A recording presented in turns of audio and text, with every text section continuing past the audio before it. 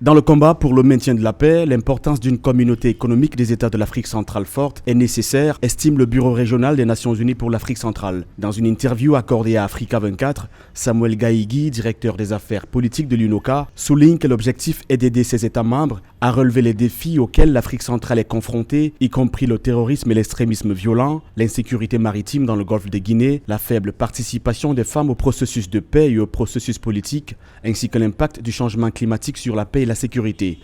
On voit de plus en plus que ces changements climatiques provoquent des déplacements de population, provoquent aussi une pression sur les terres, une pression foncière qui, de fait et par conséquent, crée potentiellement des conflits. On parle beaucoup de conflits intercommunautaires, souvent dans les zones frontalières, dans les zones périphériques des pays.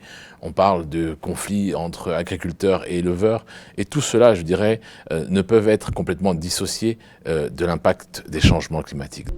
Le Bureau des Nations Unies pour l'Afrique centrale œuvre à donner la priorité à la sécurité maritime dans le golfe de Guinée, où la criminalité maritime organisée demeure une menace pour la sécurité de l'État et des personnes, malgré une diminution globale des actes de piraterie. Sur un autre front, l'impact des changements climatiques exacerbe les tensions entre les communautés en Afrique centrale en raison de la raréfaction des ressources naturelles.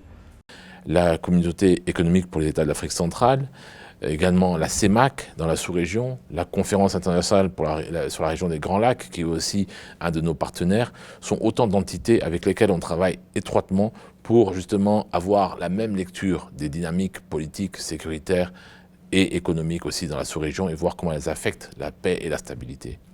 Boko Haram et l'État islamique en Afrique de l'Ouest et centrale semblent, selon les spécialistes des questions sécuritaires, avoir été affaiblis par les opérations militaires ainsi que leurs propres luttes intestines.